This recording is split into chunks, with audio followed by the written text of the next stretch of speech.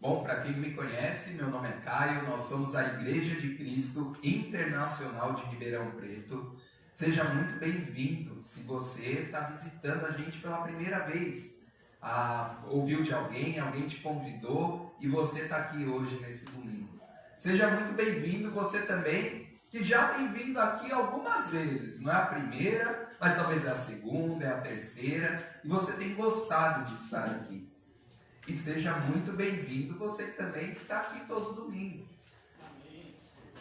Bom, nós teremos nesses próximos 2 domingos, hoje e o próximo, uma série, eu gosto de chamar de minissérie, em 2 partes. Ela se chama O Superpoder da Resposta. E essa nossa primeira parte, que é hoje, ela tem o tema respondendo e não reagindo.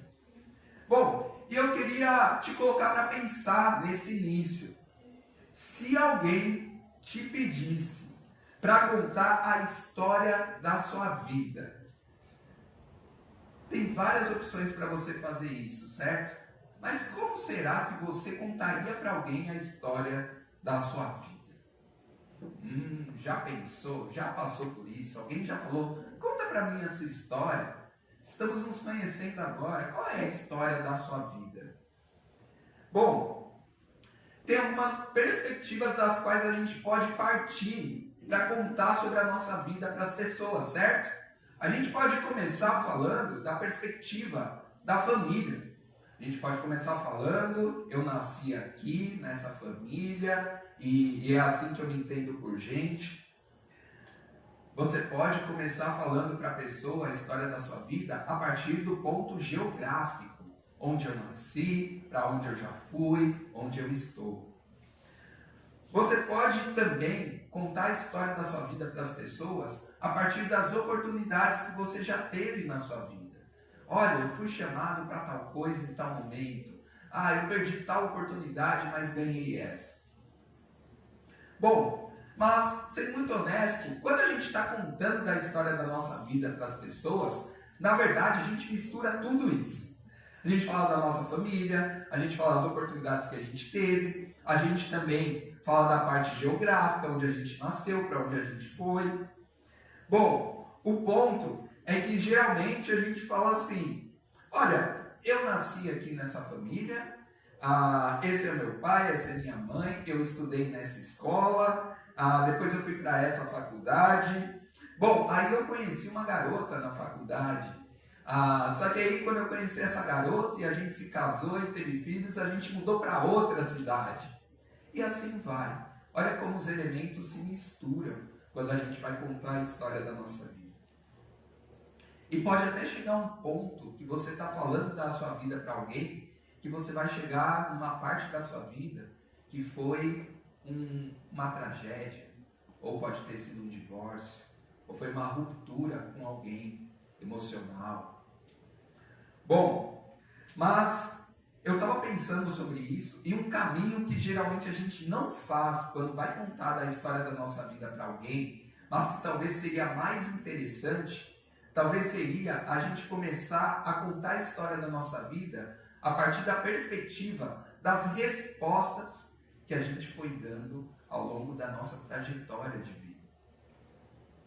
Bom, você já pensou em falar a partir das respostas que você já deu a todas as variáveis que teve na sua vida?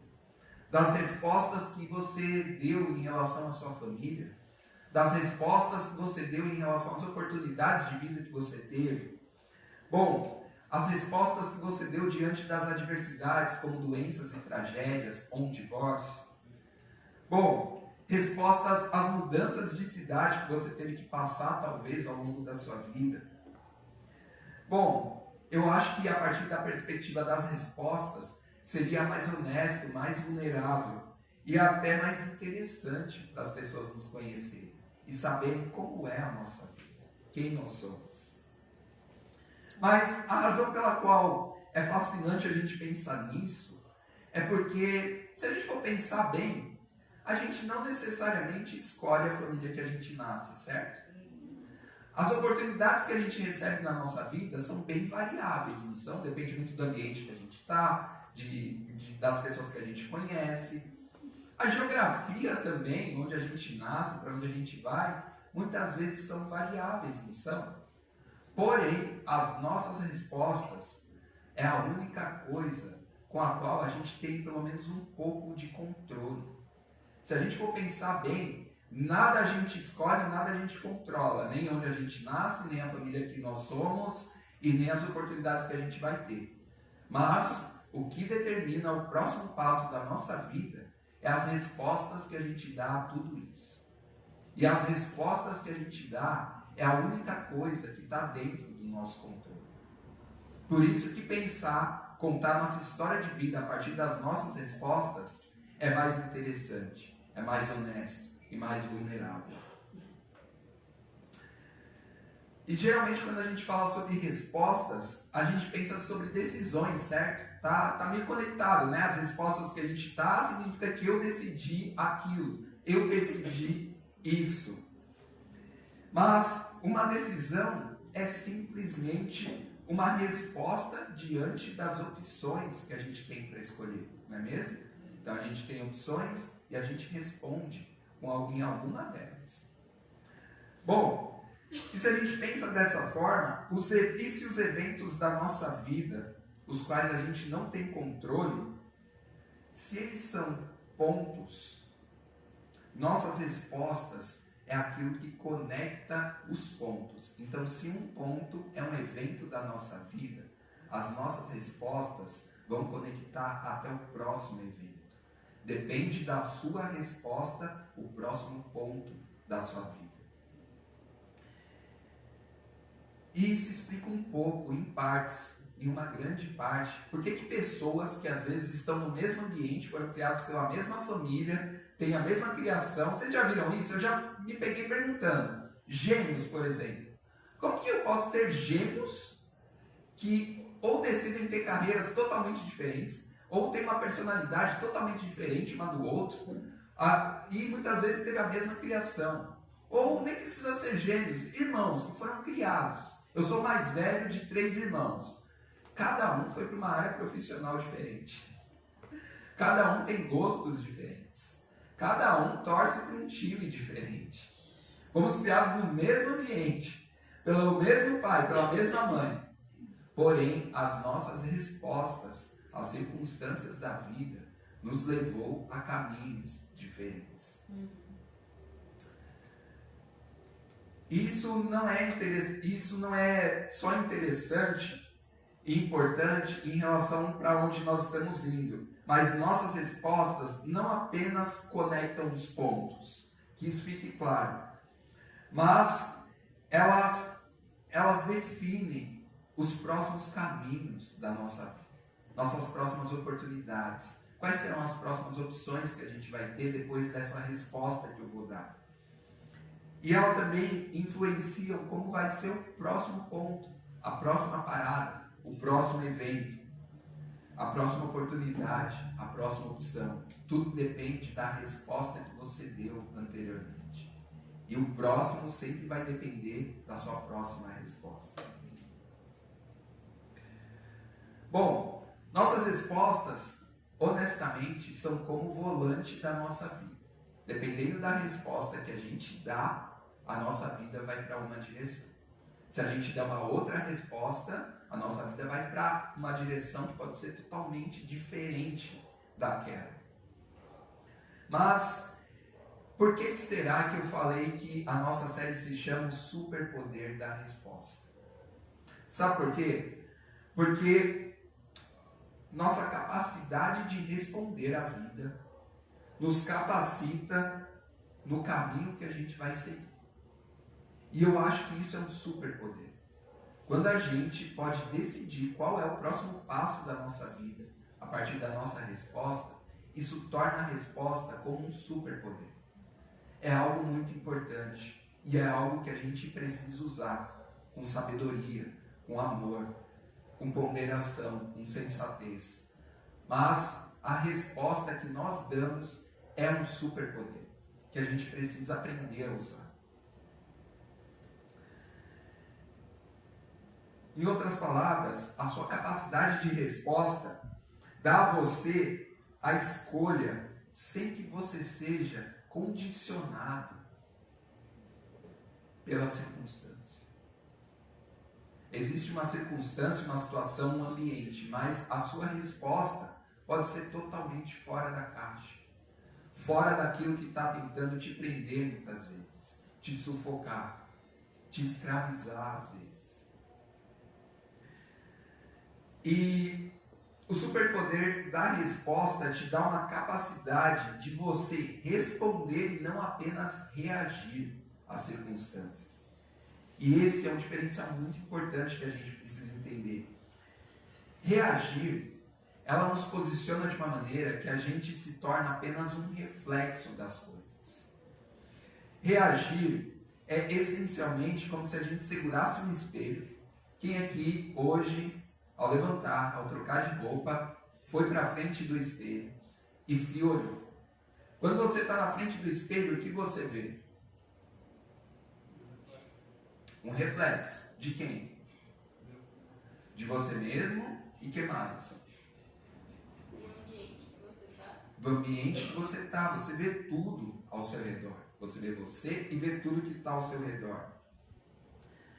O ponto é que quando a gente apenas reage, é como esse reflexo do espelho que nós vemos nós mesmos, mas a gente vê o ambiente ao nosso redor. E o ambiente muitas vezes está influenciando aquilo que nós estamos absorvendo do ambiente.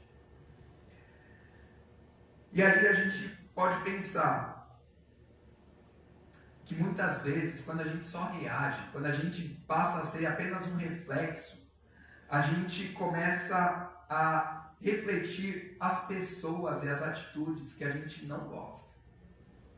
Começou a pensar o poder da reação?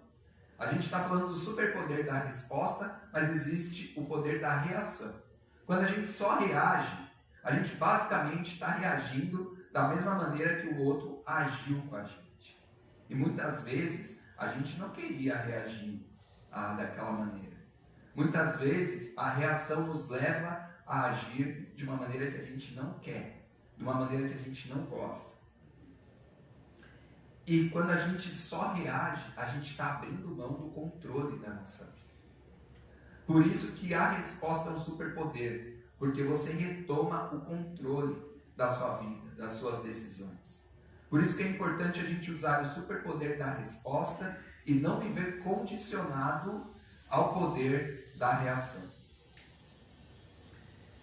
E o ponto é que a resposta ela é diferente. Ela garante que você não vai se tornar como alguém que você não gosta. Não vai te fazer imitar aquela atitude que você tem repulsa de alguém. Sua capacidade de resposta tem o poder de te fazer transformar o mal em bem. Já pensou sobre isso? Se você não reage, mas responde, você tem o poder de transformar o que é mal em bem. Você tem o poder também de frustrar as más intenções das pessoas. Uma resposta prepara você para redimir a dor que está em você ou nas pessoas ao seu redor. Ela te prepara para acabar com os ciclos geracionais que são tóxicos na sua família. E até mesmo para você mudar o curso da sua vida ou da vida de alguém que você ama. Esse é o superpoder da resposta. Se você responde e não reage, você tem poder para fazer tudo isso. E uma resposta é algo incrível e poderoso nas nossas vidas. Mas isso levanta uma questão para a gente. Eu acho que você deve estar se perguntando, você está com vontade de me perguntar: Caio, se isso é tão bom, tão poderoso, por que a gente não usa esse superpoder de uma resposta catalisadora, por exemplo, o tempo todo? Por que às vezes a gente só reage ao ambiente, às situações? Por que será que é tão difícil? E a resposta já está até aqui. É porque a resposta tem o potencial de reverter o curso natural das coisas, de como as coisas estão andando. E ela não é natural, ela não é intuitiva. Por isso que muitas vezes a gente só reage, a gente não responde. ao ambiente que a gente está, às pessoas. E o ponto é, nós estamos cada vez mais sendo reatores, reagentes do que está acontecendo ao nosso redor, ou a gente está respondendo e tendo o mínimo de controle sobre as coisas. E o ponto que a gente está falando sobre isso aqui, nesse culto, e vamos falar disso hoje e semana que vem, é porque a resposta que tem o potencial de reverter o curso natural das coisas, ela não é natural. E nós precisamos mudar esse jogo. Nós precisamos parar de ser pessoas que só reagem. E às vezes a nossa reação é agir de uma maneira que é contrária ao que as Escrituras ensinam. Uma maneira que é contrária ao que Jesus ensinou. Muitas vezes as nossas reações por exemplo, se alguém age de maneira raivosa comigo, eu acho que o mais provável da minha reação é ser uma reação raivosa também. De ser ríspido também. Mas é isso que a gente encontra em Jesus? É isso que a gente encontra de Deus? Não é essa a reação. Não é pagar o mal com o mal. A resposta não intuitiva, ela pode ser não intuitiva, ela não pode ser natural, pode até não ser natural para a gente, mas ela nos leva para mais próximo, ou no alvo do caminho do que Jesus planejou para a gente. A reação não. Quando a gente só reage, a gente está sendo condicionado pelo ambiente, pela pessoa, pelas emoções da pessoa, e não as nossas, e não ao que Jesus nos ensina. Bom, se você sabe alguma coisa do que Jesus ensinou, você sabe que muitas vezes era essa ideia de Jesus, não era? Eu acho que às vezes a gente encontra Jesus trazendo ensinos transformadores, porque ele estava em um ambiente que estava condicionando ele para fazer uma reação apenas. Uma reação raivosa, uma reação que não seria boa. Por exemplo, ame o seu inimigo, certo? Jesus falou isso. É fácil amar o inimigo? Quem aqui tem facilidade para amar o inimigo? Levanta a mão. Não é fácil, não é intuitivo, não é natural. Mas Jesus fala, ame o seu inimigo. E o ponto é, eu acho que na época, e até quando a gente lê, a gente olha e fala, Jesus, que resposta mais fraca é essa, viu? Eu preciso de algo mais aqui para lidar com o meu inimigo. Não dá. Isso aqui, amar não dá. Amar ele não vai dar. Porque quando a gente percebe que tem um inimigo, a nossa resposta natural não é uma resposta, mas sim só reagir a ele, não é? A gente só quer reagir. É o nosso inimigo, eu nem gosto de conversar com ele, eu não gosto de dar bola para ele. Quando ele vem e fala algo, eu só reajo. Tipo, é isso aí, amém. Ele está bravo, eu vou responder bravo também. É meu inimigo, não tenho nada com ele. Mas Jesus diz que nós estamos aqui para amar os nossos inimigos. Olha como isso é totalmente contracultural, contrassocial. Isso vai na contramão de tudo que todas as pessoas pensam. O ponto é, Jesus está falando, tem uma resposta para isso, não uma reação. Que bom, Caio.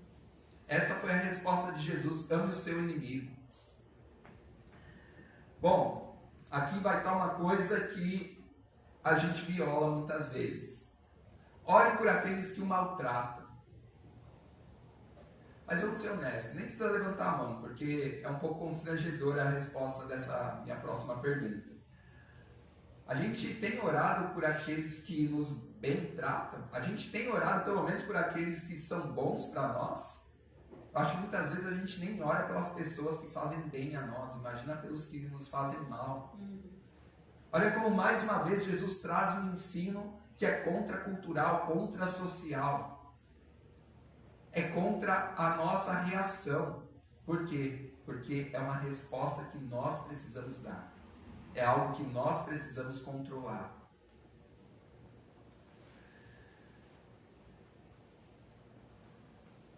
Geralmente, quando alguém nos maltrata, a gente maltrata de volta, né? E se a gente não maltrata de volta, no mínimo, a gente fala mal dessa pessoa. não é verdade? É muito difícil a gente ver alguém que nos maltrata e falar, eu vou tratar bem ela, vou tratar com misericórdia. A gente precisa de muito esforço para não reagir numa situação como essa. Uma outra coisa, perdoe sempre. Até 70 vezes 7, se uma mesma pessoa pecar contra você, até 70 vezes 7 no mesmo dia, se ela te pedir perdão, perdoe. É fácil perdoar sempre? Não. Mais uma vez, contracultural, contrassocial. Jesus quer que a gente dê uma resposta, não uma reação. Nossa reação é guardar a amargura da pessoa. Nossa reação é esperar uma oportunidade para maltratar ela, talvez na mesma ferida que ela feriu a gente, não é? Mas Jesus fala, perdoe, sempre, sem exceções. Essa daqui é muito famosa também, e era mais famosa lá naquele primeiro século com Jesus. Dê a outra face. Olha, você até pode nem saber que Jesus falou isso, mas ele falou, dê a outra face. E esse era um ditado do primeiro século que simplesmente tinha o significado de assim, se alguém te insultou, não insulte de volta. Apenas isso. Não reaja. Olha que interessante. Não reaja. Não pague na mesma moeda. Dê a outra face. E Jesus fala com tudo isso. Esse é o meu jeito de fazer as coisas. Vocês têm que parar de só reagir, fazer as coisas do seu jeito humano, do seu jeito defeituoso. É o jeito de Jesus de colocar o mundo de cabeça para baixo. Acho que é isso que a gente precisa entender. Parecem coisas simples, mas é dessa maneira que nós quebramos preconceitos. É dessa maneira que a gente transforma atitudes más em boas. É dessa maneira que as pessoas vão ver que existe Jesus ainda na Terra. Quando ele vê pessoas que vão agir de uma maneira diferente. Diferente do jeito que a maioria das pessoas estão agindo ao nosso redor. No nosso trabalho, na nossa faculdade, na nossa família. Se nós agirmos diferente, se a gente parar de reagir e começar a responder, as pessoas vão ver que existe Jesus ainda na Terra. Que existem discípulos de Jesus. Por isso nós precisamos parar de reagir, de pagar o mal com o mal, mas começar a transformar o mal em bem. Perdoar sempre, orar pelos que nos maltratam. É isso que Jesus traz. E sendo muito honesto, independente de você fazer parte dessa igreja ou não, de você estar estudando a Bíblia, de você estar visitando hoje, independente de quem você seja, eu sei que quando você viu alguém agindo dessa maneira com você, eu sei o que você sentiu, porque eu senti também.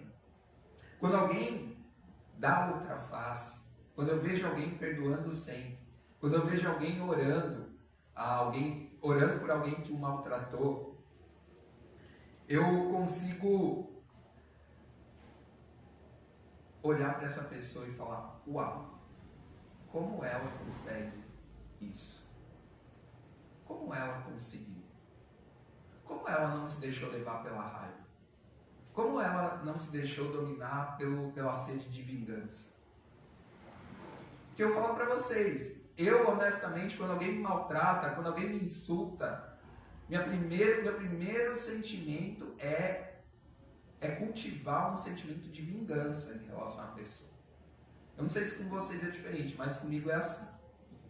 E quando eu vejo pessoas agindo de maneira diferente em situações, eu vejo, uau, existe uma luz aqui.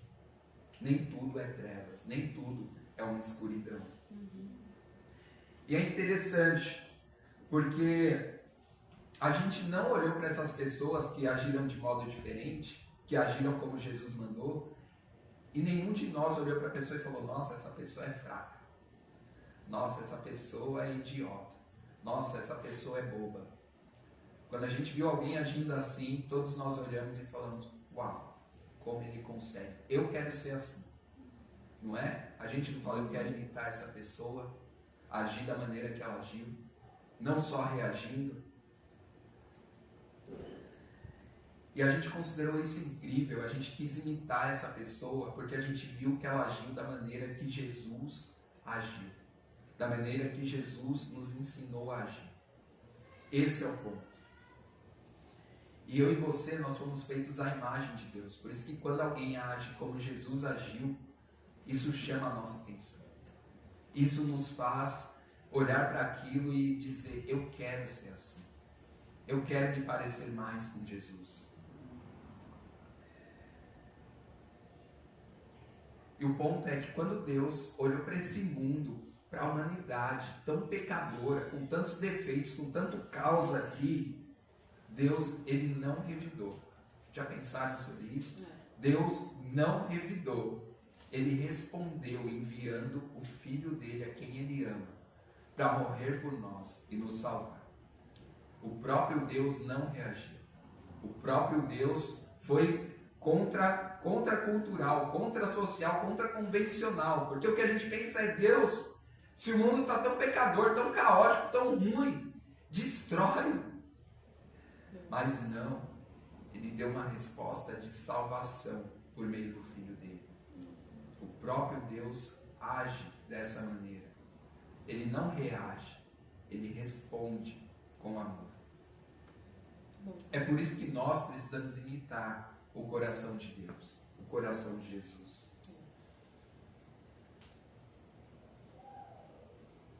E o ponto é que nós não podemos perder isso de vista. Vocês entendem? Eu acho que muitas vezes a gente está vivendo a nossa vida de uma maneira que não agrada a Deus e a gente fica refém das circunstâncias, a gente fica refém do ambiente, a gente fica refém do que as outras pessoas fizeram na gente.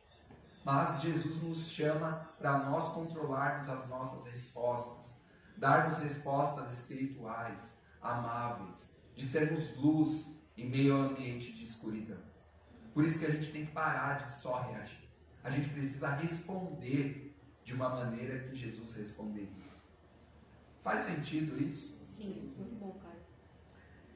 E para a gente entender e explorar ainda mais esse tema, eu pensei num texto que me impacta muito quando o assunto é esse. Um texto que me traz um aprendizado enorme sobre não guardar vingança no coração. Quando a gente fala sobre resposta, tem vários exemplos na Bíblia, mas eu queria te dizer, tem dois Josés muito famosos na Bíblia. O pai de Jesus e o filho de Jacó. E a gente vai lá em Gênesis explorar sobre esse filho de Jacó. Porque ele teve uma vida, uma circunstância, eventos que poderiam destruir qualquer pessoa. Mas a maneira que ele respondeu a tudo isso foi diferente. E o ponto é que a história de José, ela tem uma consistência incrível. Um exemplo magnífico para todos nós de como viver melhor a nossa vida, respondendo e não só reagindo às circunstâncias. É o testemunho do poder que uma resposta tem na vida de pessoas e da sua família e pessoas ao seu redor. E o ponto é que a consistência dessa história de José é cada vez mais reforçada porque ele tinha uma confiança enorme de que Deus estava com ele. E esse é o ponto, para a gente parar de reagir e começar a responder como Jesus responde, nós precisamos entender que Deus está conosco. Porque quando a gente acha que Deus não está conosco, a gente só reage às coisas. Bom, e o ponto é que José, ele não tinha muito no que se basear, sendo muito honesto com vocês. Ele só tinha uma fé de que Deus estava com ele. Mas, se for comparar conosco, ele não tinha uma Bíblia. Ele não tinha outros grandes exemplos de homens que viveram coisas difíceis com Deus e passaram por essas coisas. José estava no início da história. O que José sabia é que tinha um homem da sua família, da sua linhagem, chamado Abraão, que foi chamado para viver com Deus. Depois, essa história vai seguindo e o pai dele conta para ele essas histórias. Jacó conta para José a história da família dele e fala que eles tinham uma conexão com Deus. E José só sabe das histórias da família dele com Deus, mas ele não sabe de mais nada. Ele tinha muito pouco para poder ter tanta confiança em Deus, mas ele tinha. E nós hoje, com tanta coisa ao nosso redor, tantos recursos, ver tudo que já aconteceu, nós temos a mesma confiança de que Deus está conosco? A gente tem muito mais provas do que José tinha. E nós temos essa mesma confiança de que Deus está conosco. Para vocês entenderem, José era o filho favorito da esposa tida como favorita de Jacó. Ele era o mimado, um dos mais novos. E isso fez o que pelo menos nos outros 10 irmãos? Inveja. Quem aqui tem irmão mais novo, se você não é o mais novo, você sentiu inveja, provavelmente, do seu irmão caçula. Se você é o caçula, sabe que seus irmãos tiveram alguma inveja de você. E o texto bíblico fala que quando José tinha 17 anos, a gente começa a ver detalhes. Que ele foi enviado para os irmãos dele que estavam lá pastoreando algumas ovelhas no campo. E aí, José foi enviado pelo seu pai e ele tinha que levar um relatório para o seu pai. O pai de José falou: José, vai lá no campo e vê como estão seus irmãos, se eles estão pastoreando certinho as ovelhas, e aí você volta aqui e me fala. Aí quando ele chega lá no campo, os irmãos já veem ele de longe, já falam: ih, fofoqueiro. Olha lá o queridinho do papai vindo. Olha lá como ele chegou. A túnica mais bonita é a dele. A mais estilosa, mais colorida. Nós que estamos aqui trabalhando nesse pasto aqui com as ovelhas, roupas velhas. Mas o queridinho do papai está vindo lá. E a mãe dele é a escolhida do nosso pai, viu? Não é a minha mãe, não é a sua. É a dele, viu? Nós estamos de lá. E José, o queridinho, está vindo daí. E ele é dedo duro. Se a gente fez alguma coisa errada aqui, ele vai contar para o papai. Era esse o cenário da vida de José. Os irmãos tinham inveja. Não queriam ele por perto. Na verdade, os irmãos dele queriam matar ele. E o ponto é, ele chega lá, no pasto, lá onde eles estavam cuidando das ovelhas, no campo. E aí os irmãos dele pegam ele, tiram a roupa dele, jogam ele no poço. De maneira bem resumida, jogam ele no poço, tira a roupa, suja a roupa dele com sangue de animal selvagem. Porque eles queriam matar José, mas eles também precisavam falar algo para o pai deles. E o ponto é que eles tinham o pretexto de matar José e falar, mostrar a roupa dele, ensanguentado, e falar: pai, ele morreu, animais selvagens mataram nosso irmão. Olha quão cruel é isso. Você arquitetar e planejar a morte do seu irmão. E o ponto é que eles queriam matar José, mas eles ainda não sabiam como fazer isso sem ficar mal diante dos olhos do pai deles. E tinha uma atenção ali, porque eles estavam confabulando. Os 10 irmãos ali, o mais novo não participou disso, mas os 10 ali, tinham pelo menos 10, estavam pensando: como que a gente vai matar esse queridinho do papai? Como que a gente vai fazer isso? Sem levantar suspeita. E aí é interessante, enquanto eles estavam ali em volta do poço, José dentro do poço, e eles conversando fora do poço sobre o que fazer com José, em Gênesis, capítulo 37, versículo 25, diz o seguinte. Gênesis, capítulo 37, versículo 25. Diz assim: ao se sentarem para comer, viram ao longe uma caravana de ismaelitas que vinha de Gileade. Os seus camelos estavam carregados de especiarias, bálsamo e mirra, que eles levavam para o Egito. Então Judá disse aos seus irmãos: que ganharemos se matarmos o nosso irmão e encobrirmos o seu sangue? Venham, vamos vendê-lo aos ismaelitas. Não levantaremos a mão contra ele, afinal, é o nosso irmão, carne da nossa carne, e os seus irmãos concordaram.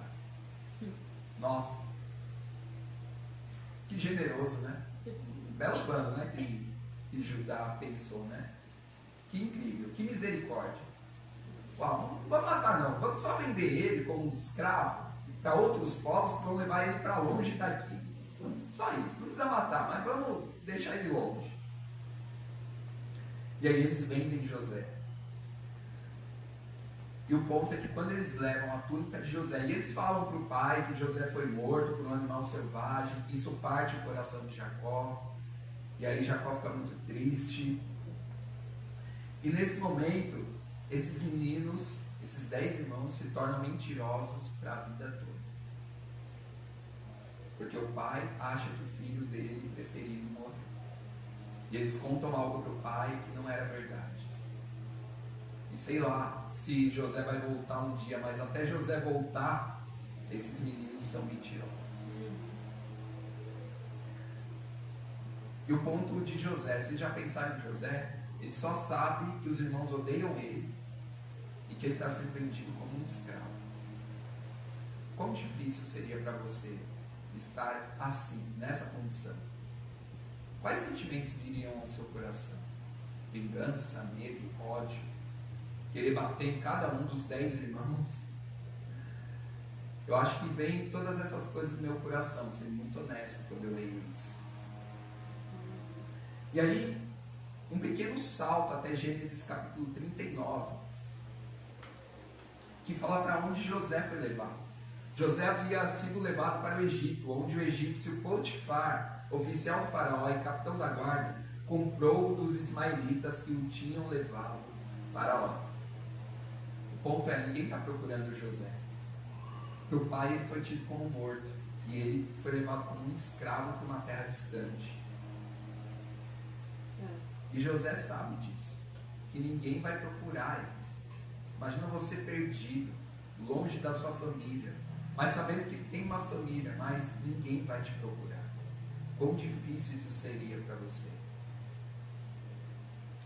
E no versículo seguinte, é interessante, porque José é vendido como escravo para uma terra distante, para um povo distante, e no versículo 2 fala, o Senhor estava com José, de modo que ele foi um homem próspero na casa do seu senhor egípcio. O Senhor estava com José. Isso não é estranho para vocês? Aconteceu alguma coisa boa até agora na vida de José? Não. Mas o Senhor estava com ele. Estava acontecendo tudo que era de pior na vida dele. Ele estava tido como morto para o pai, que era o único que amava ele. Ele foi vendido como escravo. E sabe-se lá o que iam fazer com ele. E mesmo assim, é dito que Deus estava com ele. Isso aqui é o que pode ter feito alguém como você abandonar a Deus em algum momento. Tanta coisa ruim acontecendo na sua vida, e mesmo assim alguém virá e te falar, Deus está com você, mesmo em meio às coisas ruins da sua vida. Com certeza você não acreditou que Deus estava com você. Com certeza você abandonou a Deus. Ou você nem quis saber de Deus. Que era tanta coisa ruim na sua vida. Como você vai acreditar que um Deus bom está com você em meio a tudo isso? Mas o ponto é que mesmo com tanta coisa ruim acontecendo com José, Deus estava com José. Da mesma maneira que muitas coisas ruins que eu nem imagino aconteceram na sua vida, mas Deus está com você. Que bom, cara. E o ponto é, como que Deus permite uma injustiça tão grande assim com alguém? A própria família fazer isso com ele. Mas deixa eu te falar, uma coisa que nós cristãos devemos acreditar é que Deus é um Deus que permitiu que a pior coisa possível acontecesse à melhor pessoa possível. Deus é um Deus que permitiu que a pior coisa possível acontecesse à melhor pessoa possível, que é Jesus. Jesus é a melhor pessoa de todos os tempos que já pisou na terra. Mas o pior aconteceu a Jesus. A gente precisa parar para refletir nisso de maneira profunda, o plano de Deus.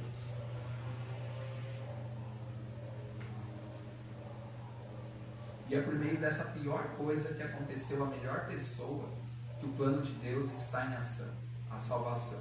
Para cada um de nós, para mim, para você, para ele, para o seu vizinho. Esse é o ponto. Aquilo foi necessário para que eu e você hoje tivéssemos um caminho de salvação. E de alguma maneira que eu não sei explicar, vou ser muito honesto com vocês, eu não sei explicar isso.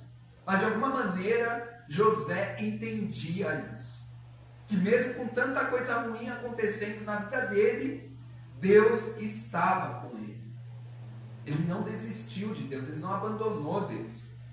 Ele não se corrompeu pela sociedade ao redor dele.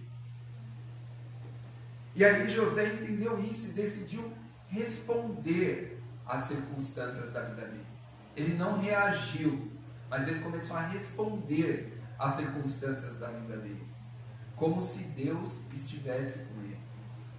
Então José usou isso que a gente está falando, do superpoder da resposta e sua capacidade de resposta. E aí no versículo 2 e 3 diz: o Senhor estava com José, de modo que ele foi um homem próspero na casa do seu senhor egípcio. Este percebeu que o Senhor estava com José e que o fazia prosperar em tudo o que ele realizava. Mesmo em meio a tantas coisas ruins, José trabalhou de maneira íntegra, de maneira temente a Deus, independente das circunstâncias, dele ser um escravo, dele ser maltratado, dele não ser reconhecido. Eu não sei nem se chamavam ele de José, provavelmente chamavam ele de alguma coisa estranha. E mesmo assim, ele trabalhou com temor a Deus, e Deus fez dele próspero em tudo que ele fazia, e assim a casa, consequentemente a casa do seu Senhor. Potifar nem sabia o que estava acontecendo, mas ele sabia que onde José botava a mão, dava certo.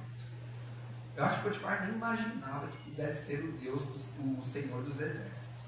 Mas ele sabia, tinha alguma coisa naquele José que fazia tudo dar certo. E o ponto é, José trabalhava, agia, falava de uma maneira que ele não aceitava ser vítima das circunstâncias. Imagina se José fosse um homem que ficasse murmurando ou falando que ele era vítima, lamentando. Ele ia trabalhar? As coisas iam para frente? Não. Ele trabalhava de maneira íntegra, temente a Deus, de uma maneira que as circunstâncias não definiam quem ele é ou o que ele ia fazer.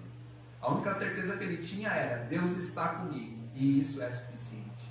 Por Deus estar comigo, eu não sou uma vítima. Porque o Senhor Deus é um Deus poderoso, é o Criador do céu e da terra. Ele andou com Abraão, com Isaac, com Jacó, e está andando comigo também. De alguma forma ele ganhou a confiança e manteve muita prosperidade na casa do Senhor.